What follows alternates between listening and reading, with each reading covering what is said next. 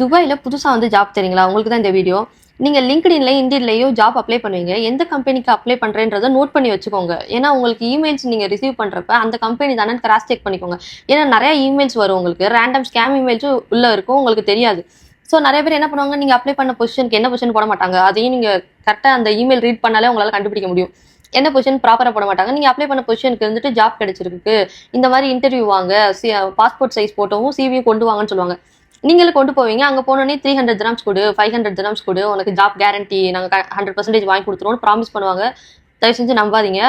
எனக்கு தெரியும். அது ஆனா அந்த மைண்ட் செட்ல அந்த சிச்சுவேஷன்ல நமக்கு 200 திரம்ஸ் தானே, 300 திரம்ஸ் தானே பே பண்ணுவோம். நமக்கு ஜாப் கிடைச்சா போதும் அப்படின்ற மைண்ட் செட் தான் இருக்கும். ஆனா அது பண்ணிட்டீங்கன்னா அது ஸ்கேமா கூட இருக்கலாம்.